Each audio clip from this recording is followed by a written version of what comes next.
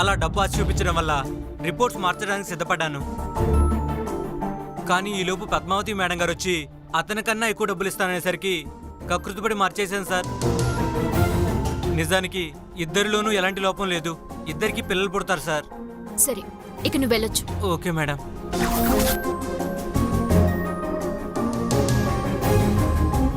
విన్నారు కదా మావయ్య గారు, ఇప్పుడు చెప్పండి, తప్పు నాదా బావదా? పిల్లలు పుట్టనిది నాకా బావకా? మీరే చెప్పండి మావయ్య గారు. ఎరా వెధవా, లంచం ఇచ్చి పద్మావతిని గొడ్రాలుగా నిరూపించాలనుకుంటున్నావురా? రే, నీలాంటి పాపాత్ముడిని ఏం చేసినా పాపం లేదురా. నిన్ను ఆగండి నాన్నగారు. గుర్రాన్ని బలవంతంగా చెరువు దాకా తీసుకెళ్లగలం గాని నీళ్లు తాగించలేం కదా. ఇప్పుడు నా పరిస్థితి కూడా అలాంటిదే. తేల్చుకోవాల్సింది, నిరూపించుకోవాల్సింది మీతో కాదు నాన్నగారు, నా పెళ్ళాంతో. రావే పద్మావతి, రా. బావా, బావా. పోనీలే అంటాళ్ళు. ఆ భగవంతుడి దయ వల్ల ఆ ఇద్దరికి పుత్ర సంతానం కలుగుతుంది. నాకంతే చాలు.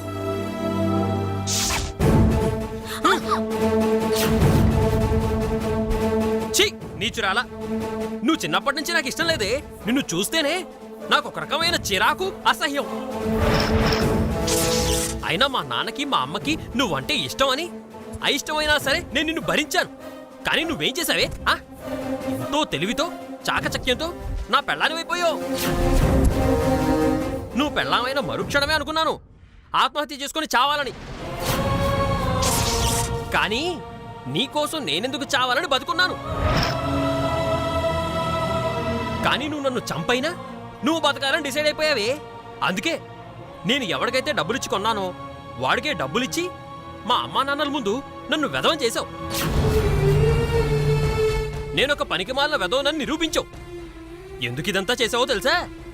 నువ్వు గొప్పదానివి, మహానుభావురాలివి, మహాపతివ్రతవి, మొగుణ్ణి తప్ప, అత్తమామల్ని తప్ప మరో ప్రపంచం లేదు అని నిరూపించడానికి ఇదంతా చేశావు. అవునా? అవును. నువ్వు అవునన్నా కాదన్నా నేను మహాపతివ్రతని. నా మొగుణ్ణి తప్ప పరాయి పురుషుణ్ణి కల్లో కూడా కలవని మహా ఇల్లాల్ని. అత్త మామల్ని అమ్మా నాన్నలుగా భావించి ఓ సగటు భార్యని. అసలు నా వల్ల నీకు కలిగిన నష్టమేంటి బావా? నా విషయంలో చాలా పెద్ద తప్పు చేస్తున్నావు బావా. నన్ను వదిలించుకోవడానికి ఈ పిల్లల నాటకం మొదలు పెట్టావని నాకు తెలుసు. కానీ నువ్వు వదిలించుకున్నంత ఈజీగా నేను నిన్ను వదిలించుకోలేను బావా. ఎందుకంటే శరీరాలు వేరైనా మనిద్దరి ప్రాణం ఒకటే అని నమ్మే అమాయకపు మరదల్ని బావా. నీకు నీ ప్రాణం కావాలా, నీ బావ కావాలానంటే నా బావే కావాలని ప్రాణాన్ని తృణప్రాయంగా వదిలే నీ పెళ్ళాన్ని బావా. కాని నువ్వు నన్నొక రాక్షసులాగా, ఒక గొడ్రాల్లాగా వాళ్ళందరి ముందు నిరూపించి ఈ ఇంట్లో నుంచి గెంటేయాలనుకున్న ఒక మహానుభావుడివి. ఓడిపోయాను బావా. నీ స్వార్థం ముందు, నీ ద్రోహం ముందు, నీ కపట మోసం ముందు నా ప్రేమ ఓడిపోయింది. నేను ఓడిపోయాను. నిన్నెప్పటికీ గెలవలేను బావా. ఎందుకంటే నాకు తెలిసింది నిన్ను ప్రేమించటం, నీకు తెలిసింది నన్ను ద్వేషించటం. ప్రేమకు పోటీ ఉందేమో కాని ద్వేషానికి పోటీ లేదు బావా. ద్వేషంలో నీతో పోటీ పడలేను. అందుకే నేను ఓడిపోయాను. నువ్వు ఎలాంటి నిర్ణయం తీసుకున్నా దానికి నా ఆమోదం తెలపటానికి సిద్ధంగా ఉన్నాను బావా. చెప్పు, నీకోసం నన్ను ఏం చేయమంటావు? ఈ కుటుంబాన్ని విడిచి వెళ్ళిపోమంటావా? ఈ కుటుంబంలోనే ఉంటూ నలిగి నాశనమై మసైపోమంటావా? లేదా శాశ్వతంగా ఈ లోకానికే దూరమైపోమంటావా? శబాష్! నాకు తెలిసే ఏదో ఒక రోజు ఇలాంటి మాటలు మాట్లాడతావని. నువ్వు అంటుంటావే, నేను మహాపతివ్రతని, నువ్వు తప్ప నా మనసులో ఇంకొకరికి స్థానం లేదు, నువ్వే నా దైవం, నువ్వే నా జీవం, నువ్వే నా వరం అని అంటుంటావే. అవన్నీ అబద్ధాలు. నిజంగా నువ్వు అలా ఫీల్ అయితే ఈ రోజు నేను కొన్న ల్యాబ్ టెక్నీషియన్ని నువ్వు కొనేదానివి కాదు. నన్ను కన్న తల్లిదండ్రుల ముందు వెధవని చేసావే నువ్వు. పైకి త్యాగశీల్లా కనబడతావు గాని ఒంటి నిండా స్వార్థమైనా నీకు. అందుకే నీలాంటి స్వార్థపరురాల్ని వద్దనుకుంటున్నానే. సభాష్, సూపర్ బావా. నువ్వు చెప్పింది అక్షరాల నిజం. నేను స్వార్థపరురాల్ని. నా బావ నాకే సొంతం అనుకునే స్వార్థపరురాల్ని. ఎన్నోసార్లు అత్తయ్య గారి నుంచి మావయ్య గారి నుంచి కాపాడాను బావా.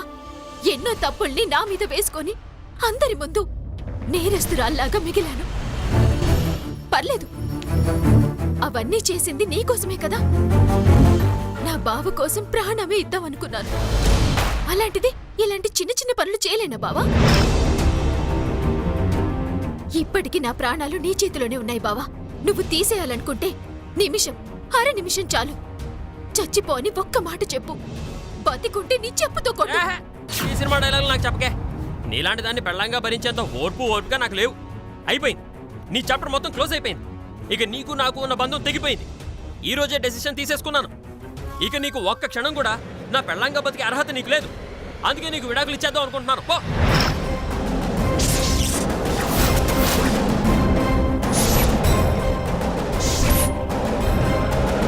ఏం మాట్లాడుతున్నావు బావా? నాకు విడాకులు ఇవ్వడమేంటి? పెళ్లి చేసుకుంది నిన్నే కాబట్టి నీకు విడాకులు ఇస్తున్నాను. నీకేమైనా అభ్యంతరం ఉంటే కోర్టులో తేల్చుకుందాం. మనిద్దరి బంధం కోర్టులో తేల్చుకునే బంధం కాదు బావా. మరి ఇలా నట్టింట్లో తేల్చుకునే బంధాలా? ఈ ఓవర్ యాక్షన్ వద్దనేది. నువ్వు నాకు వద్దని డిసైడ్ అయిపోయా. కానీ నువ్వు నాకు కావాలి. అసాధ్యం, అసంభవం. ఈ శ్రీనివాసు నీకు ఎప్పటికీ దక్కడు.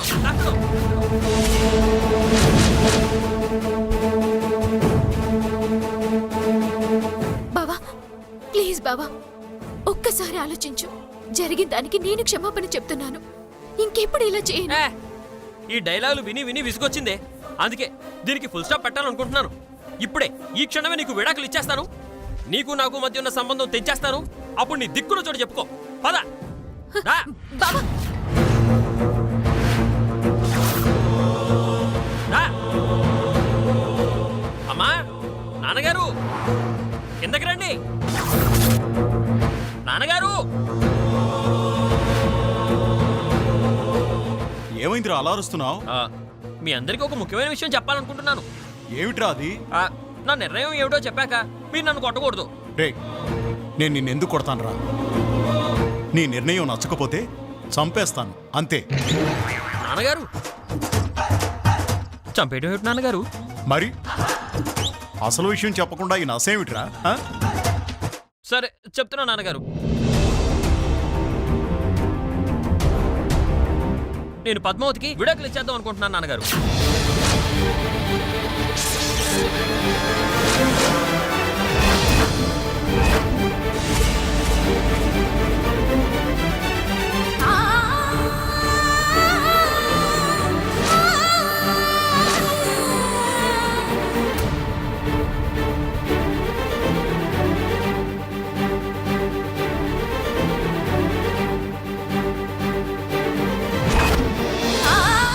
రే, నువ్వు కామెడీ చేయాలనుకుంటే వెళ్ళి ఎక్కడైనా చేసుకో, నా దగ్గర కాదు.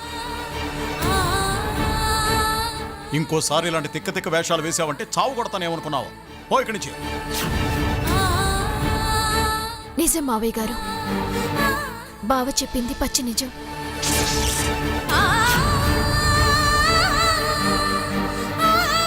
బావ నాతో కాపురం చేయలేడంట. నేను ఆయనకి పట్టుకున్న దరిద్రాన్నంట. నేనుంటే ఆయన సంతోషంగా ఉండలేడంట. అందుకే నాకు విడాకులు ఇవ్వాలనుకుంటున్నాడంట.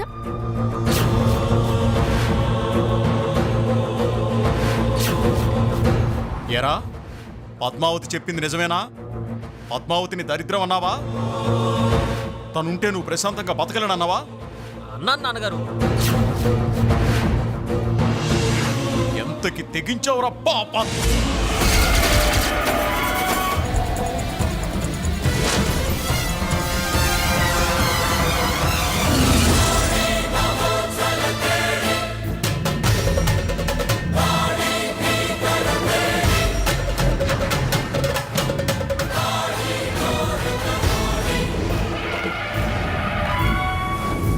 విన్నావా వదినా? వీడెంతకు తెగించాడో, ఎంత దరిద్రమైన నిర్ణయం తీసుకున్నాడో. తప్పేంటి?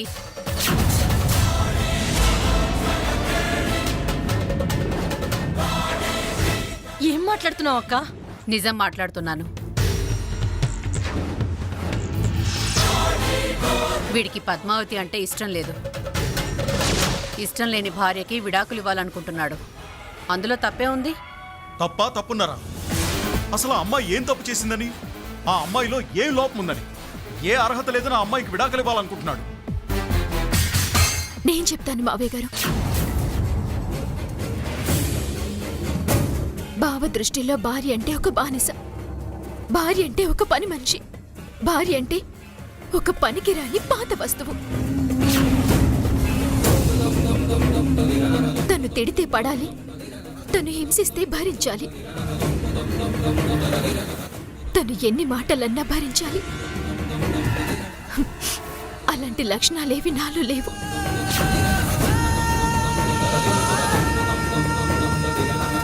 అన్నింటికి మించి ఎలాంటి భార్య అయితే రావాలని కోరుకున్నాడో అలాంటి అమ్మాయిని నేను కాదు.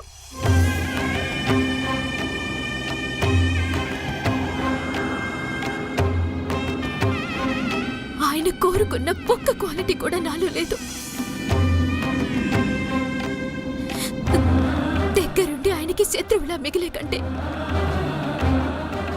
విడిపోయైనా ఆయన్ని సంతోషంగా ఉంచాలనుకుంటున్నా. నోర్ముయ్, వీడంటే తింగర్ వెదవా, తెలుసో తెలియకో వాగుతున్నాడు. నువ్వు కూడానా? అండాడు తెలుసో తెలియకో వాగడానికి వాడేం చిన్నపిల్లాడు కాదు. ఒక అమ్మాయికి భర్త.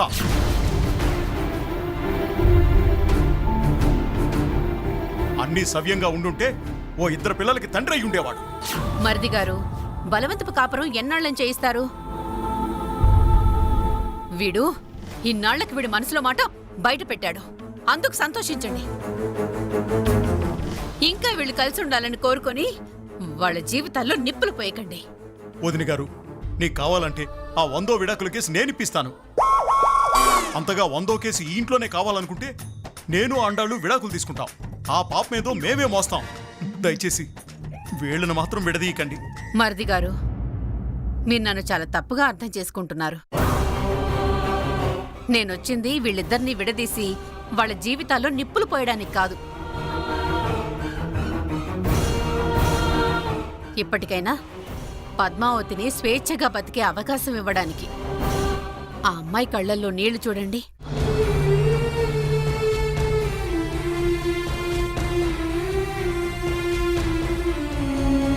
శ్రీనివాస్కి ఇష్టం లేదని తెలిసినా సర్దుకుపోయి ఇన్నాళ్ళు కాపురం చేసింది కదా.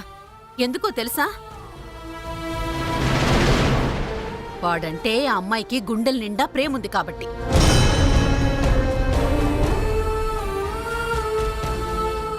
ఏ రోజుకైనా వాణ్ణి మార్చుకోగలను అన్న నమ్మకం ఉంది కాబట్టి. కాని వీడు ఆ నమ్మకాన్నే తుడిచేశాడు. ఆ అమ్మాయిలోని ప్రేమను విరిచేశాడు.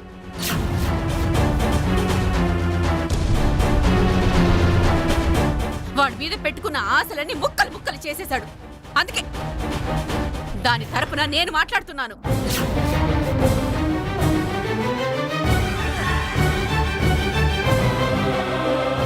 ఒరే శ్రీనివాసు, ఆఖరిసారిగా అడుగుతున్నాను రా.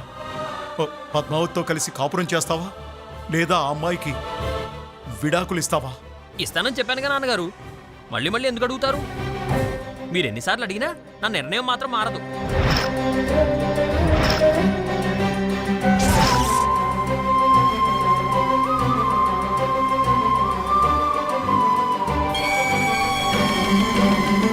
విన్నారుగా, ఇది వీడి సమాధానం. అమ్మా పద్మావతి, నిన్ను కూడా అడుగుతున్నాను, నీ సమాధానం ఏంటమ్మా? బావకి సంతోషాన్ని ఇస్తుందంటే విడాకులిచ్చి విడిపోవడమే కాదు, అవసరమైతే నేను చావడానికైనా రెడీ మావయ్య గారు. నీలాంటి అదృష్టవంతురాల్ని దూరం చేసుకుంటున్నాడమ్మా వీడు. ఏ నక్షత్రంలో పుట్టాడు వీడు? సరేరా, ఈ రోజుతో నీకు పద్మావతికి విడాకులు వచ్చినట్టే. నువ్వు తనకి భర్తవి కాదు, తను నీకు భార్య కూడా కాదు. ఇద్దరు ఒకే ఇంట్లో కలిసి ఉంటున్నా రెండు వేరువేరు జీవితాలు, వేరువేరు వ్యక్తులు. ఇక నుంచి తన మీద నీకు ఎలాంటి హక్కు లేదురా. తనింకా స్వేచ్ఛాజీవి. తను ఇక నుంచి తన ఇష్టం వచ్చినట్టు బతుకుతుంది, తన ఇష్టం వచ్చిన నిర్ణయాలు తీసుకుంటుంది. దాని నిర్ణయాలకు గాని దాని జీవితాన్ని గాని ప్రశ్నించే హక్కు నీకు లేదు. అర్థమైందా? చాలా థ్యాంక్స్ పెద్దమ్మా. Thank you very much.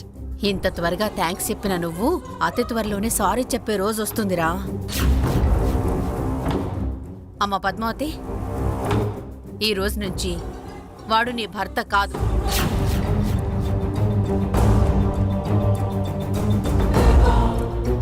ఇక నుంచి ఇద్దరు మీ ఇష్టం వచ్చినట్టు బతకొచ్చు. అర్థమైందా?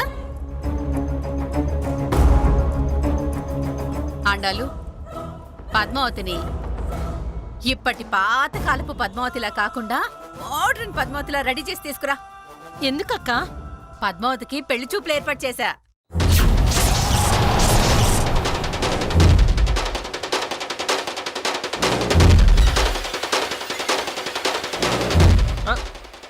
పెళ్లి చూపులా? ఏంట్రా పెళ్లి చూపులా అని అంత టెన్షన్ పడిపోతున్నావు? నీ పెళ్ళని కాదుగా పెళ్లి చూపులు, పద్మావతి కదా. ఓ, ఓకే, మీ ఇష్టం వచ్చినట్టు చేసుకోండి. నాకు కొంచెం బయట పని ఉంది, వెళ్తా.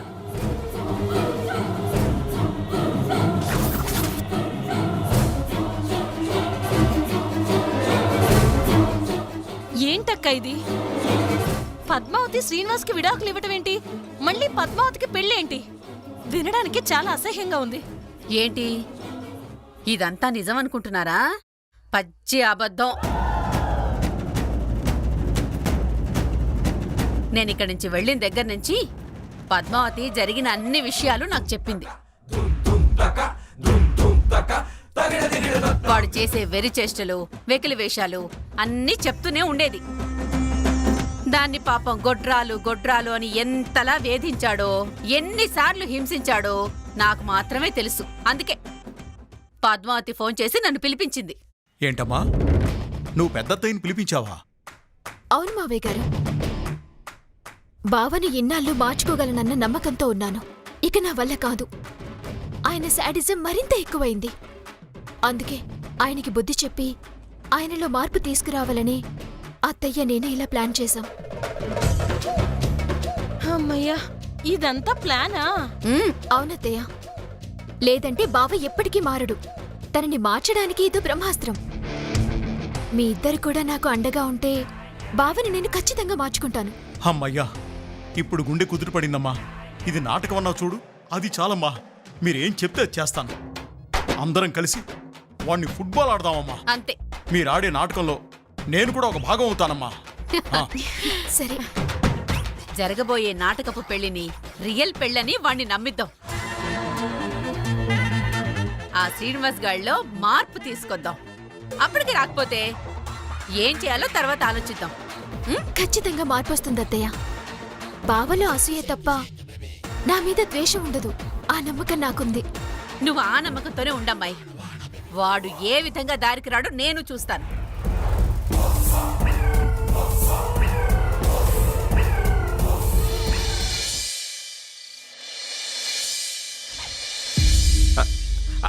అమ్మా, ఇట్రా. ఏమిట్రా? నా పేస్ట్ కనిపించట్లేదమ్మా, నువ్వేమైనా చూసావా? పొద్దుటి నుండి నా పళ్ళు కూడా కనిపించట్లేదురా. నేనెవరితో చెప్పుకోవాలి? నీ నోట్లో పళ్ళు నీకెలా కనిపిస్తాయమ్మా?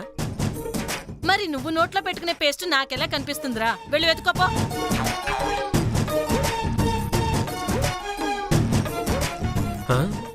ఇదేమిటి, అమ్మ సమాధానం ఇలా చెప్పింది? ఏమిటో. నాన్నగారు, నాన్నగారు, నాన్నగారు, పేపర్ వచ్చిందా? వచ్చిందిరా. జిల్లా ఎడిషన్ వచ్చిందా? వచ్చిందిరా. వంటగదిలో అంట్లు తోముతోంది, వెళ్ళి చూడు. అదేమిటి నాన్నగారు, చేతిలో పేపర్ పెట్టుకుని అంట్లు తోగుతుందంటారేమిటి? మరి లేకపోతే ఏమిట్రా, పేపర్ ఎలా వస్తుందిరా? మనమే వెళ్ళి తెచ్చుకోవాలి. అరే, ఆ మాత్రం తెలీదా నీకు? ఏమిటిది, అందరూ ఇలా సమాధానం చెప్తున్నారు రివర్స్లో. పద్మావతి, తెచ్చావా? Thank you.